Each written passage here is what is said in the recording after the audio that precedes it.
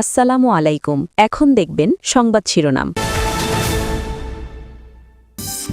দিনভর আলোচনায় ৭৪ লাখ টাকা সহ ঠাকুরগাঁও জেলা জামায়াত আমিরের আটকের ঘটনা। অসুস্থ হয়ে হাসপাতালে ভর্তি, সাজানো নাটক দাবি করে ইসিতে দল।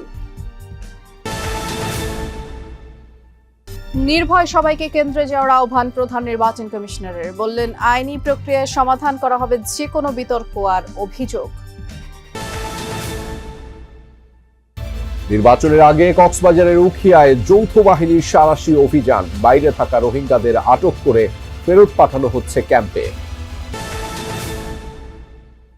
এককভাবে সরকার গঠনে আত্মবিশ্বাসী BNP chairman Tarique Rahman Deutsche ভেলেকে বললেন, জনগণ যাদের পছন্দ করবে কেউই তাদের আটকে রাখতে পারবে না। এতক্ষণ শুনছিলেন সংবাদ শিরোনাম, এবারে শুনবেন বিস্তারিত। নীলফামারীর সৈয়দপুর বিমানবন্দর থেকে ৭৪ লাখ টাকা সহ ঠাকুরগাঁও জেলা জামায়াত আমির বেলাল উদ্দিনকে আটক করেছে যৌথ বাহিনী। সকালে ঢাকা থেকে সৈয়দপুর যান তিনি। তার দাবি, ব্যবসায়িক কাজে নগদ টাকা নিয়ে যাচ্ছিলেন। আটকের পর বুকে ব্যথা অনুভব করলে বেলালকে রংপুর মেডিকেলে ভর্তি করা হয়। ব্রিফিং করে জামায়াত দাবি করেছে পুরো ঘটনা সাজানো নাটক। জেলা ম্যাজিস্ট্রেট জানিয়েছেন, টাকা জব্দের বিষয়ে মামলা হয়নি। বেলাল উদ্দিন পুলিশ হেফাজতে আছেন। সকালে ঢাকা থেকে সৈয়দপুর বিমানবন্দরে নামেন ঠাকুরগাঁও জামাত ইসলামীর আমির বেলাল উদ্দিন। সেখানে তার কাছ থেকে ৭৪ লাখ টাকা জব্দ করে যৌথ বাহিনী। আটক করা হয় বেলাল উদ্দিনকে।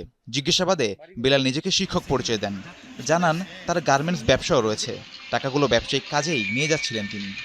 এই ঘটনার পর কেন্দ্রীয় জামাত তাৎক্ষণিক সংবাদ সম্মেলন করে। পুরো ঘটনাটি উদ্দেশ্য প্রণোদিত এবং আইন শৃঙ্খলা বাহিনীর সাজানো নাটক বলে দাবি করেন দলটির মুখপাত্র এহসানুল মাহবুব জুবায়ের। আজকে তিনি ঢাকা থেকে গিয়েছেন সৈয়দপুর বিমানবন্দরে এবং সেখানে আইন শৃঙ্খলা বাহিনী তাকে একটা সাজানো নাটক করেছেন। তিনি তার বক্তব্য স্পষ্ট করেছেন যে আমার ব্যবসায়ের জন্য আমি আসা যাওয়া করি, ব্যাংক বন্ধ, আমাকে কিছু লেনদেন করতে হয়, এই জন্য তার সাথে কিছু নগদ টাকা ছিল, যেটি খুবই স্বাভাবিক। এদিকে বিমানবন্দরে জিজ্ঞাসাবাদ চলাকালে অসুস্থ হয়ে পড়লে জামাত নেতা বেলাল উদ্দিনকে নেওয়া হয় রংপুর মেডিকেলে। ওনার বুকের ব্যথা আছে, ওনাকে আমরা মনিটর রেখেছি। বুকের ব্যথা আছে, সাথে সোয়েটিং আছে, ঘাম আছে এবং একটু নশেও আছে। বেলাল উদ্দিন দাবি করেন, তার গার্মেন্টস ব্যবসা রয়েছে। ঠাকুরগাঁও হাজিপাড়া এলাকায় অবস্থিত সোনামণি ড্রেস হাউস নামের প্রতিষ্ঠানটির মালিকানা শাহেদা বানুর নামে। তিনি জেলা জামায়াতে আমির বেলাল উদ্দিনের স্ত্রী। শাহেদা বানুর অভিযোগ, রাজনৈতিক কারণেই বেলাল উদ্দিনকে হেনস্থা করা হচ্ছে।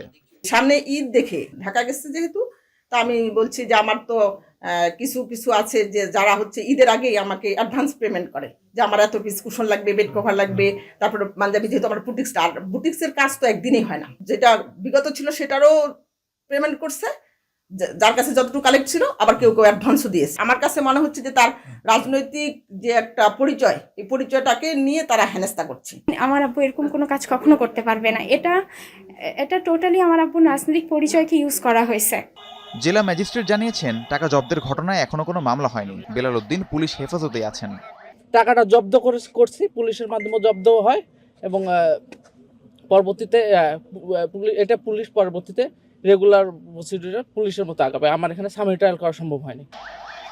জাতীয় নির্বাচন ও গণভোট উপলক্ষে জাতির উদ্দেশ্যে ভাষণ দিয়েছেন প্রধান নির্বাচন কমিশনার এএমএম নাসির উদ্দিন। বলেছেন, কাল নির্বাচনের মাধ্যমে দেশের মানুষের দীর্ঘ অপেক্ষার শেষ হবে। সুষ্ঠু, সুন্দর, নিরপেক্ষ নির্বাচনের জন্য সবাইকে নিজ নিজ দায়িত্ব সঠিকভাবে পালনের আহ্বান জানিয়েছেন প্রধান নির্বাচন কমিশনার। এই নির্বাচনে ভোটদান আমাদের শুধু নাগরিক অধিকারই নয়, বরং দায়িত্ব। আমি আশা করি আপনারা সকলে সচেতনভাবে এই দায়িত্ব পালন করবেন।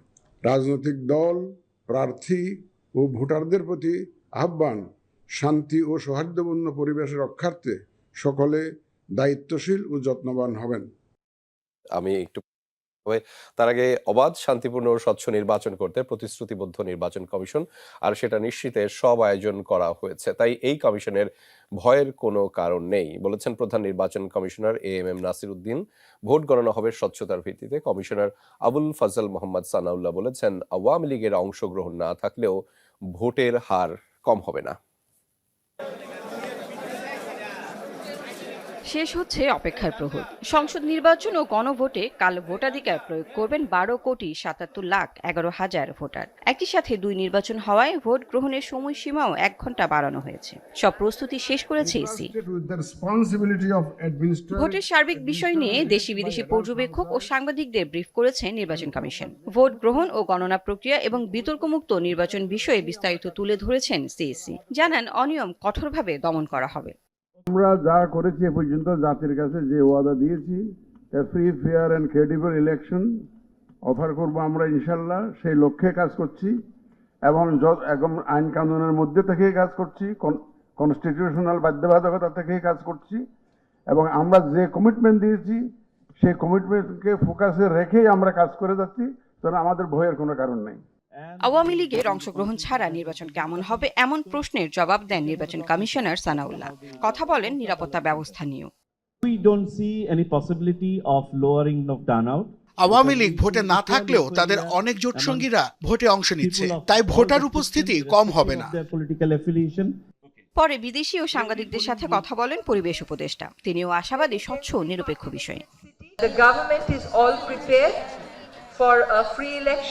অবাধ, সুষ্ঠু, গ্রহণযোগ্যমূলক ও স্বচ্ছ নির্বাচন আয়োজনে সরকার সম্পূর্ণভাবে প্রস্তুত। পরবর্তী নির্বাচিত সরকারের হাতে আনন্দের সঙ্গে ক্ষমতা হস্তান্তর করতে চায় অন্তর্বর্তীকালীন সরকার।